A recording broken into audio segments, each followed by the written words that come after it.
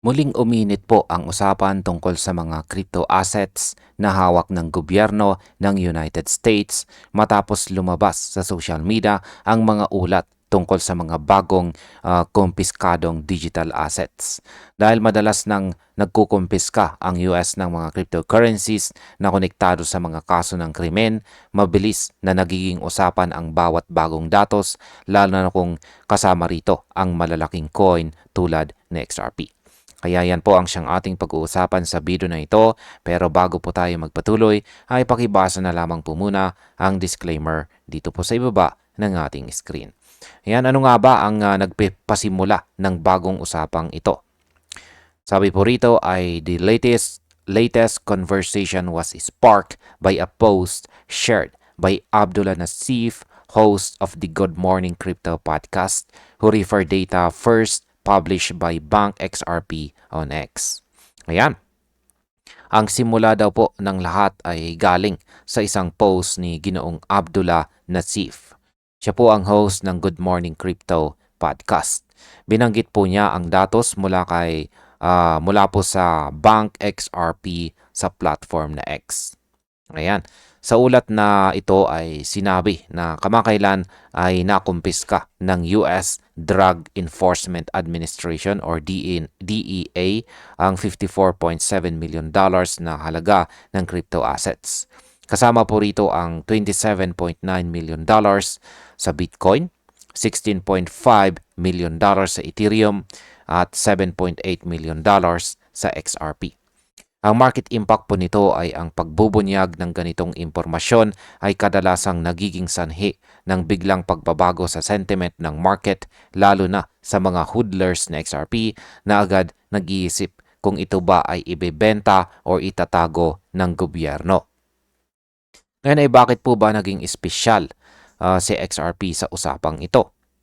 Ayan, sabi rito ay Nassif highlighted the XRP portion of the seizure, pointing out that this figure effectively represents the amount of XRP currently held by the US government following the DEA's enforcement action. Ayan, ito po yung aktual na tweet rito ni Ginoong Nassif. Ayan. Finiture po o itinampok ni Ginoong Nassif ang XRP portion ng mga kumpiskadong asset dahil ito raw ang eksaktong halaga ng XRP na kasalukuyang hawak ng gobyerno ng US matapos po ang operasyon ng DEA. Agad itong nag-viral sa social media at nagpasimula ng mga usapan tungkol sa kung paano nga ba hinahawakan, iniimbak o tinatago at ibinebenta ng mga ahensya ng gobyerno ang mga nakumpiskang kripto. Sa market impact, ang ganito pong impormasyon ay pwedeng magdulot ng pag-aalala sa mga traders kung kailan ito ilalabas sa market dahil maaring makaapekto po ito sa short-term price ni XRP. Ngayon ay saan naman po galing or saan po nanggaling ang mga kumpiskadong XRP na ito? Yan, sabi po rito ay, while the exact details of this latest action, yan po, have not been yet officially published by the DEA or the US Department of Justice or DOJ, the numbers align with the scale of several recent crypto forfeiture cases tied to narcotics and money laundering investigations. Ayan, bagamat hindi pa raw po inilalabas ng DEA o DOJ ang opisyal na detalye, tumutugma ang mga numero sa mga nakaraang kaso ng crypto forfeiture na konektado po sa mga operasyon laban sa droga at money laundering. Halimbawa, noong taong 2023, naglabas ang DOJ ng kaso sa New Jersey kung saan nakakuha po sila ng mahigit $54 million na halaga ng cryptocurrencies mula sa isang darknet narcotic scheme. Sa market impact, ang ganito pong malalaking operasyon ay nagpapakita kung gaano po kalawak ang kakayahan ng mga ahensya ng gobyerno na subaybayan ang mga crypto transactions, kaya posible pong tumaas ang takot ng mga illegal traders habang tumitibay naman ang tiwala ng mga legitimate investors. Paano naman po pinamamahalaan ng gobyerno ang mga nakukumpiskang kripto? Yan, sabi po rito ay these actions form part of a broader US strategy to tighten control over illicit crypto activity and enhance recovery mechanisms through the US Marshals Service, which handles the safekeeping and eventual auction of confiscated tokens. Ang mga ganitong hakbang ay bahagi daw po ng mas malawak na plano ng US para pigilan ang illegal na paggamit ng kripto.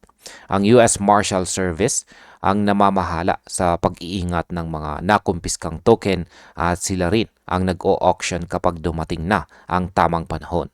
Ibig sabihin, maaari pong ibenta rin ng gobyerno ang mga XRP holdings nito sa mga future public auctions. Sa market impact, kapag inilabas ng gobyerno sa auction ang mga hawak nitong crypto, pwede po magkaroon ng pansamantalang pagbaba ng presyo lalo na kung malaki ang dami. Pero may mga investors ding nakikinabang dito para makabili sa diskwento. Gaano naman po kalaki ang halaga ng XRP na hawak ng gobyerno? Sabi rito, if accurate, the figure cited by Abdullah Nassif and Bank XRP means that roughly $7.8 million in XRP has entered federal custody through DEA operations. Ayan, kung tama daw po ang ulat, ang gobyerno ng US ay kasalukuyang may hawak na $7.8 million na halaga ng XRP. Maring maliit po ito kung ikukumpara sa kabuuang supply.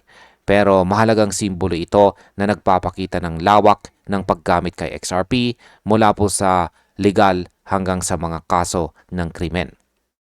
Tulad po ng ibang crypto, sa XRP ay bahagi na rin ng mga enforcement link portfolios ng gobyerno. Sa market impact, kahit maliit lang ang halagang ito kumpara sa global market cap, nagiging mahalagang psychological factor ito dahil pinapatunayan nitong may opisyal na hawak na XRP ang mismong gobyerno ng US. Totoo bang opisyal na hawak ng US government ang mga XRP na ito? Sabi rito, however, it's worth noting that social media breakdowns sometimes conflate separate seizures or attribute holdings across agencies. Until an official DEA or DOJ filing confirms the precise composition of this particular seizure, the XRP figure should be regarded as credible but preliminary information.